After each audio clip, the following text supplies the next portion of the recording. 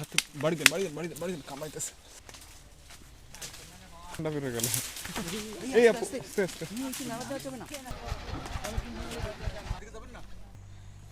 সুন্দরবন পৃথিবীর সবচেয়ে বড় ম্যানগ্রোভ ফরেস্ট আর এই ফরেস্টে আমাদের সাথে যা ঘটলো তা ছিল আজীবন মনে রাখার মতো। সুন্দরবন ট্যুরের দ্বিতীয় দিন আমরা হঠাৎই সিদ্ধান্ত নেই গহীন জঙ্গলের ভিতর দিয়ে হাঁটার, কিন্তু কিছুক্ষণ পরই আমরা পথ হারিয়ে ফেলি। কিভাবে এই পথ থেকে আমরা সঠিক পথ খুঁজে পাই এবং সুন্দরবন ট্যুরের দ্বিতীয় দিন আমরা কি কি অ্যাক্টিভিটিস করেছি সেটা জানতে পুরো ভিডিওটি দেখুন। আমি মানি রহমান, আমি একজন professional tour guide. Travel related নিত্য নতুন আপডেট পেতে এখনই সাবস্ক্রাইব করুন আমার চ্যানেলটি। সুন্দরবন ট্যুরের প্রথম দিন আমরা খুলনা থেকে রওনা দিই। বিকালে সুন্দরবনের হারবাড়িয়া টুরিস্ট স্পটে ঘুরি। সেদিন রাতেই আমরা কচিখালি এসে পৌঁছাই। আমরা 3:30টার মধ্যে সবাই রেডি হয়ে যাব। নেচারের খুব কাছাকাছি। I am loving this Sundarban tour with মানি রহমান। আজ সুন্দরবন ট্যুরের দ্বিতীয় দিন। ভোর 6টায় ওপেন ডেকে আমাদের সবার থাকার কথা, কিন্তু ঘন কুয়াশার কারণে ভোরে বের হওয়ার প্ল্যান ভেস্তে গেল। আমরা আমাদের মূল গন্তব্য কচিখালি থেকে একটু দূরে নোঙর করে রেখেছিলাম শিপটা। 30 মিনিট ক্রুজ করলেই কচিখালি পৌঁছে যাব আমরা, কিন্তু এই কুয়াশার কারণে শিপ চালানো সম্ভব হচ্ছে না। কিছুক্ষণ পর নোঙর উঠাতে শুরু করলো, কারণ আস্তে আস্তে কুয়াশা কেটে যাচ্ছিল।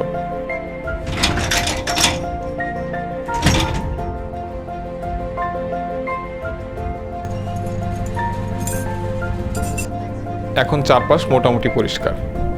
একটা জায়গায় মেঘের মতো জমে থাকায় একটু কুয়াশা দেখতে পেলাম। চারপাশের পরিবেশটা বেশ স্বপ্নীল লাগছিল।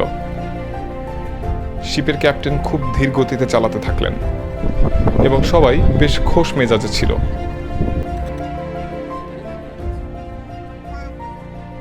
আমাদের আজকে সকালে 6টায় বের হবার কথা ছিল, 8:42 বাজে এখনো আমরা বের হতে পারিনি বিকজ অফ এইরকম কুয়াশা। এখন আজকে আমাদের প্ল্যান, এখন আমরা এসেছি কচিখালিতে আমরা এখানে ক্যানেল ক্রুজ করব, কচিখালিতে ঘুরবো। কচিখালিতে ঘোরার পর আমরা কচিখালি থেকে কটকা বিচ ধরে হেঁটে চলে যাবো। প্রায় 5 কিলোমিটার পথ, 5-6 কিলোমিটার, সময় হয়তো 1.5 ঘন্টা লাগতে পারে। নর্মালি আমরা কটকাতে বিচে যাই জামতলার ওই পাশ থেকে, কিন্তু আমরা এটা একটু ডিফারেন্ট স্টাইলে করতে চাচ্ছি, যার কারণে কচিখালি থেকে কটকা আমরা হেঁটে হেঁটে যাবো এবং ওইখান থেকে আমরা হেঁটে জামতলার দিকে চলে যাবো। সো দেখা যাক, এই পর্যন্ত আমাদের যা যা প্ল্যান ছিল একটু ব্যাঘাত ঘটলো এই কুয়াশার কারণে। আশা করি আমরা স্টিল আমাদের টাইমিং মেনটেন করার মতো আমাদের সামর্থ্য থাকবে। এখন দেখা যাক, আমরা অলরেডি 2 ঘন্টার উপরে লেট হয়ে গেছি, বাকিটা আল্লাহ ভরসা দেখি। প্রায় 9টার দিকে সকালের খাবার সার্ভ করা হলো। সকালের খাবারে ছিল খিচুড়ি, লটপটি, ডিম ও আচার। খাবার পর প্রায় 9:20 দিকে আমরা বের হলাম। এই ছোট ইঞ্জিন বোটে করে আমরা খালের ভেতরে যাব। কচিখালির খালে প্রবেশ করলাম। সুন্দরবনে এই খালটা বেশ স্পেশাল। হরেক রকমের পশু পাখির বিচরণ এই খালের আশেপাশে।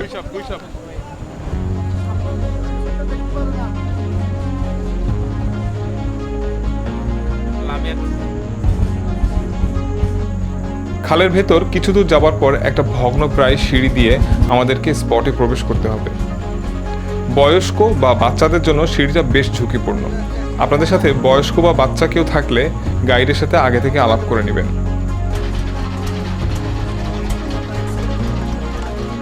সিঁড়িটা বেশ খাড়া ও ফাঁকা ফাঁকা এবং নড়বড়েও। সবাই বেশ সাবধানতা অবলম্বন করে উঠল।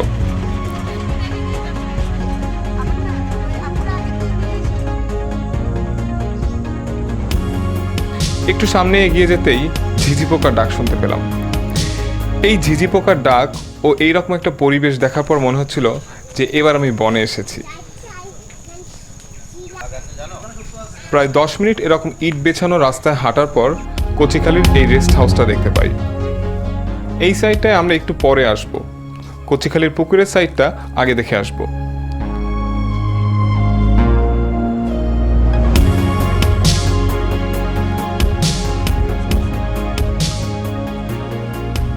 এই যে কচিখালির পুকুরটা, এখানে একটা মসজিদ আছে। একবার ঈদের দিনে 2জন ব্রিটিশ পর্যটককে নিয়ে আমাকে এখানে আসতে হয়েছিল।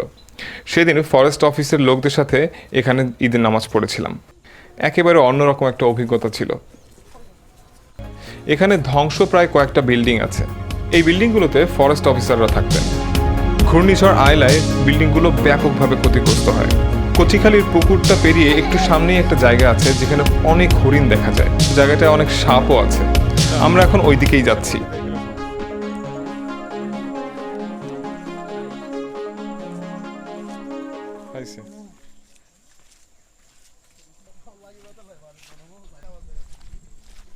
কচিখালির এই পার্টটাতে, পুকুরের এই পাশটাতে সাপের একটা অভয়ারণ্য বলা যায়। এখানে আমি আগে পরে অনেকবার সাপ দেখেছি এবং সবচেয়ে ডেঞ্জারাস যে ব্যাপারটা, কিংকবরা দেখেছি আমি নিজে এখানে। তো এখন দেখতেছি ছন টন একটু কাটা, সো এই জন্য আমরা হাঁটতে পারতেছি।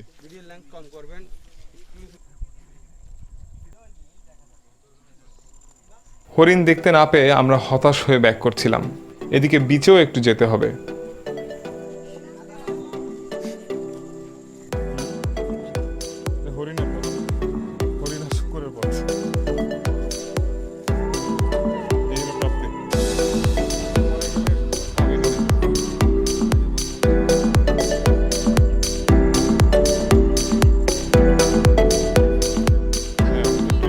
এই রেস্ট হাউসের পাশেই একটা ভলিবল কোর্ট দেখলাম।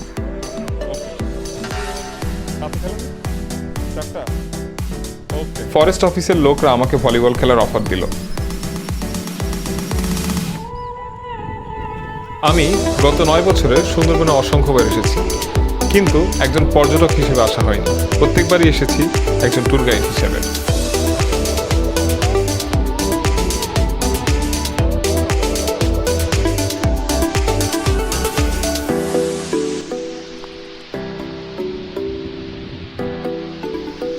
কচিখালির জেটির পাশে চলে এসেছি আমরা। এই জেটির সাথেই আমাদের ইঞ্জিন বোর্ডটা লাগানো রয়েছে।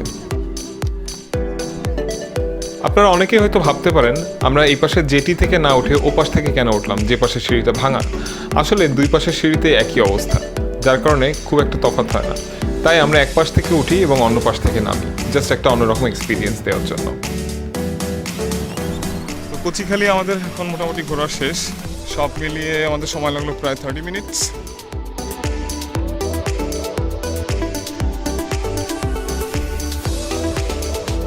জেটি থেকে নেমে আমরা ইঞ্জিন বোটে উঠে পড়লাম। বোটটা নিয়ে আমরা আবার সেই খালেই প্রবেশ করব।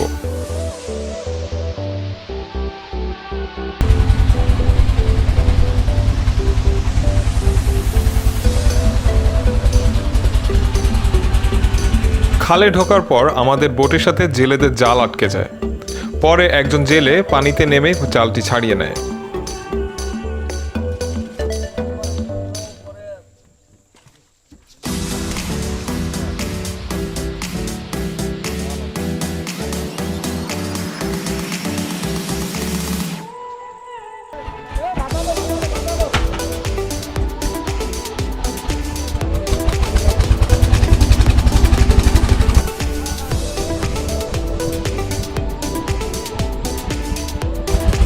এই জায়গা থেকেই মূলত আমাদের ট্রেকিং শুরু হবে। শুরুতে আমাদের প্ল্যান ছিল আমরা বিচের পাড় ধরে কটকার দিকে হেঁটে চলে যাব, কিন্তু পরবর্তীতে আমরা বিচের পাশে বনের ভেতর থেকে যাবার সিদ্ধান্ত নিই, ট্রেকিংটাকে আরেকটু অ্যাডভেঞ্চারাস করার জন্য। বোট থেকে নামার পর সবাই হাঁটতে শুরু করলো।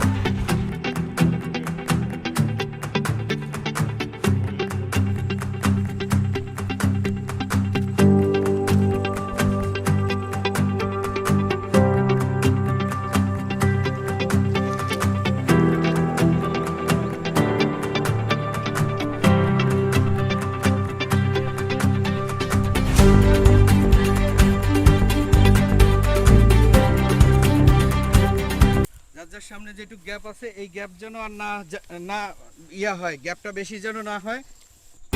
চারিদিকে ছনের বন, আর এর ভেতর থেকেই হেঁটে চলেছি আমরা। আবহাওয়াটাও বেশ দারুণ ছিল সেদিন।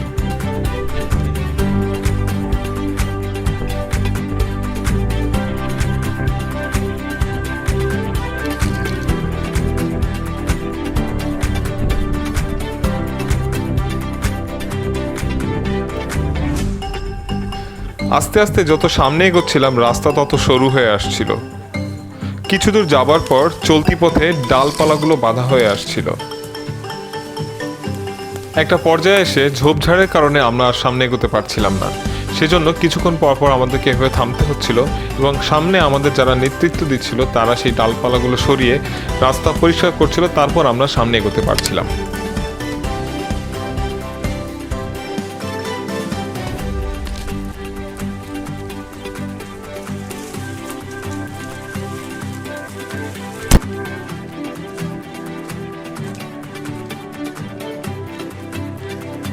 বনের ভেতরে অনেক সময় আমরা দলছুট হয়ে পড়ছিলাম, তখন ঠিক এভাবে দৌড়ে সামনের গ্যাপটা আবার পূরণ করে নিচ্ছিলাম।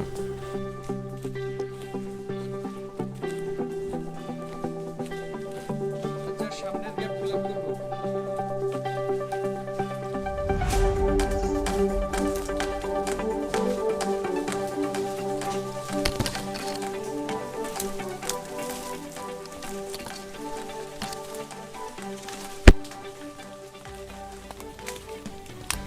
এবার আমরা আস্তে আস্তে বেশ গহীনে চলে যাচ্ছিলাম। নিচে অনেক শ্বাসমূল দেখতে পাচ্ছিলাম, যা চলার পথে বেশ বাধা সৃষ্টি করছিল।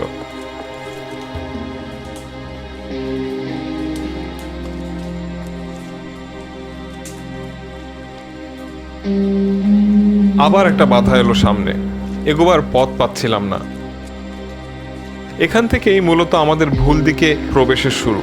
আমরা চেয়েছিলাম বিচের কাছাকাছি বনের ভিতর থেকে যাব, কিন্তু আমরা একটু একটু করে বনের গহীনে ঢুকে পড়ছিলাম। আমাদের আইডিয়া ছিল যে আমরা কোন দিকে যাচ্ছি, কিন্তু এদিকে কোনো নির্দিষ্ট ট্রেইল বা পথ না থাকায় সমস্যা হচ্ছিল। আমরা তখনও বুঝতে পারিনি যে সামনে গিয়ে আমাদেরকে আরও কত কঠিন পরীক্ষা দিতে হবে।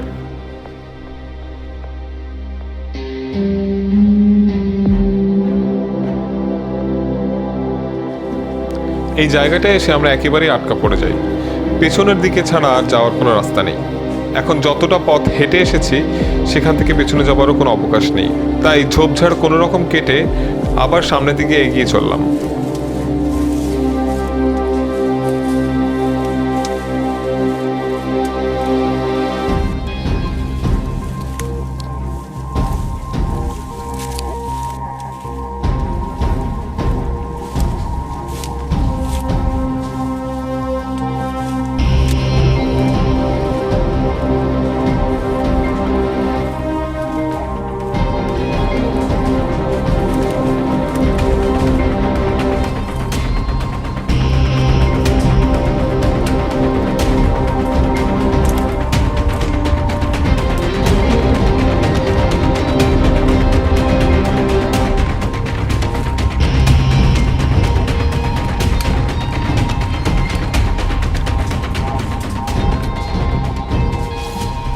এই জায়গাটায় ঢুকে ঠিকভাবে সোজা হয়ে হাঁটা যাচ্ছিল না, বেশ কষ্ট করে এগোচ্ছিলাম।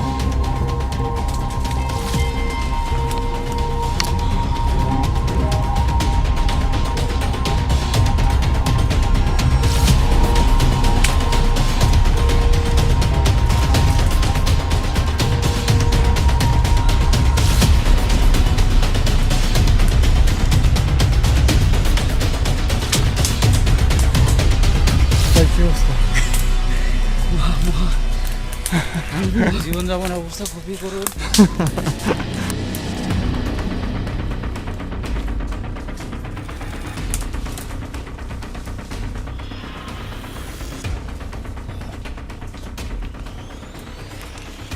এই গাছের উপরে মৌচাক, এই বড় গাছের বাম পাশে। এই জায়গাটা কেউ ঝাঁকাঝাঁকি করেন না।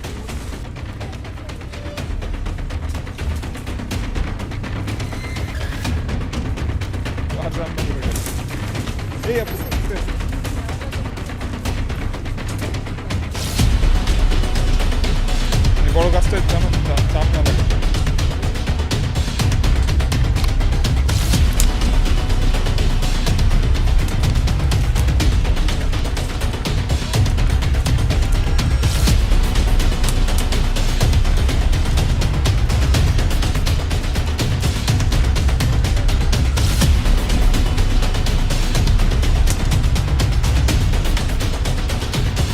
প্রায় 30 মিনিট ধরে এরকম জায়গা থেকে যাওয়ার পর একটা ফাঁকা জায়গায় গিয়ে আমরা কিছুক্ষণ জিরিয়ে নিই এবং আমরা ততক্ষণে আঁচ করতে পারি যে আমরা কটকা বিচের খুব কাছেই আছি। অল্প কিছু পথ হাঁটার পর আমরা কটকা বিচ পেয়ে যাই।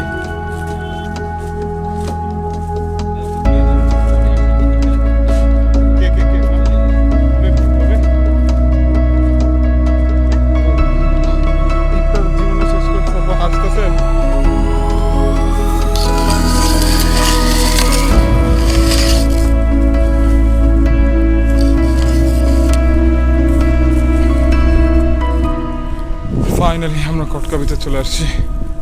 সেই একটা ট্রেকিং ছিল, তবে পিঁপড়া অনেক ঝামেলা করছে আমাদের। উপরের ডাল থেকে পিঁপড়া পড়ে, আবার মাটি থেকে পিঁপড়া ওঠে, সব মিলে আসলে পিঁপড়ার জ্বালায় আমরা সবাই অস্থির হয়ে গেল। প্রচণ্ড এনজয়েবল ছিল। মাঝে একটু কনফিউজ হয়ে গেছিলাম আমরা যে আমরা কোন পথ দিয়ে আসলে বের হব। চারপাশে ছিল আর কি একেবারে ঝোপঝাড়ে ভরা। অবশেষে এই ট্রেকিংয়ের পর বিচে আসার মজাই আলাদা।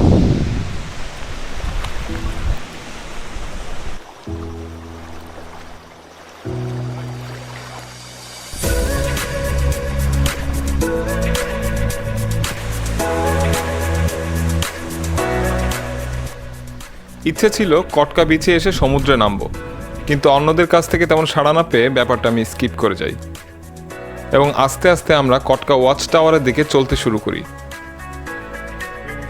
কটকা বিচ থেকে ওয়াচ টাওয়ার পর্যন্ত যেতে প্রায় 40 থেকে 45 মিনিট সময় লাগে। এই ফাঁকা জায়গাটায় প্রায়ই হরিণের দল ঘুরে বেড়ায়, কিন্তু মানুষের আনাগোনার শব্দ পেলেই তারা চলে যায়।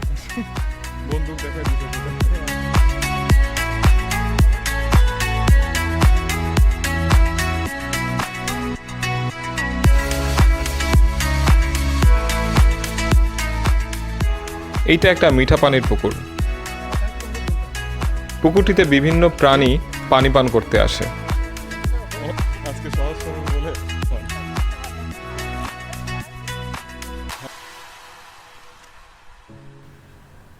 পুকুরের পাশে একটি নাম ফলক রয়েছে, এখানে অনেকেই ছবি তুলে থাকে, এমনকি পরিমণিও বাদ যায়নি। 5 মিনিট হাঁটার পরেই ওয়াচ টাওয়ার দেখতে পেলাম। কম বেশি প্রত্যেকেই উঠছিল ওয়াচ টাওয়ারে। এখানে সর্বোচ্চ 8 জন ওঠা যায়।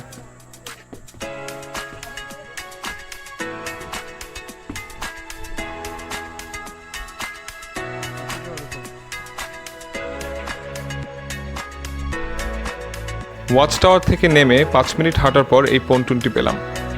মূলত এই পন্টুন থেকে নেমেই সবাই কটকা বিচের দিকে যায়।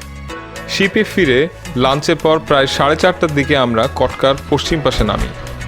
সকালে কুয়াশার কারণে দেরি হওয়াতে ট্রেকিংয়ে এত দেরি হয়ে যায় যে সেই দেরির ধাক্কাটা আসলে আমরা আর কাটাতে পারিনি।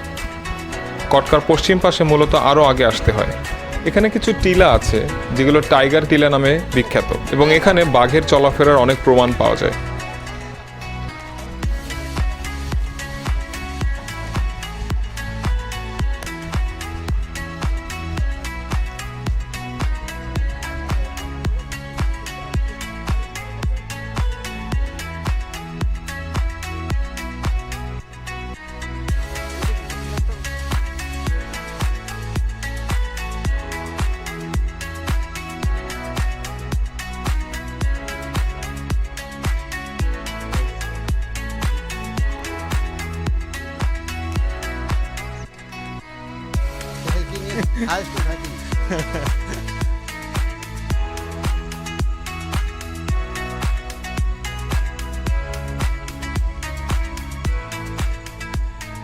তো আমরা এখন কটকার পশ্চিম পাশে এসে নেমেছি। এটারে অফিস পাড়ও বলা হয়।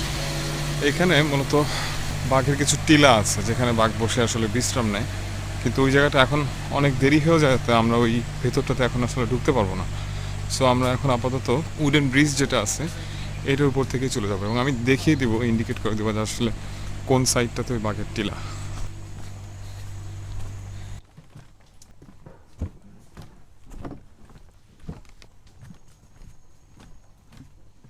বাঘের যে টিলা আছে এখান থেকে নেমে যায়।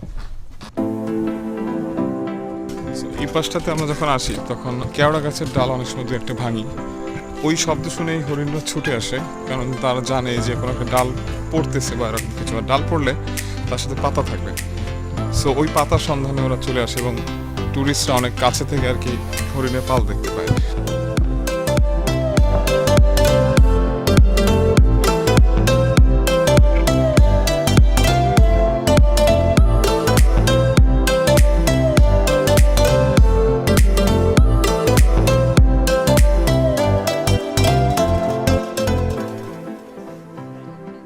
অনেকদিন পরে দেখা।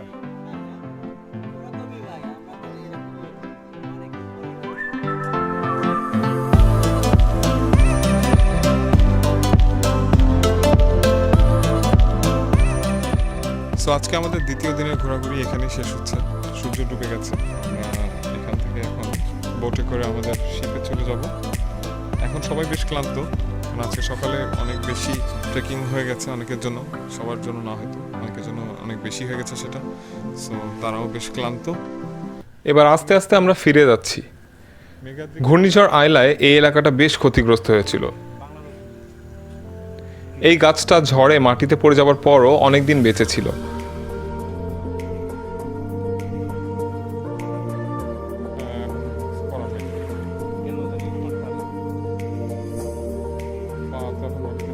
আমরা সন্ধ্যা নামা পর্যন্ত স্পটে কিছুক্ষণ ঘুরলাম, তারপর ইঞ্জিন বোটে করে শিপে ফিরে গেলাম।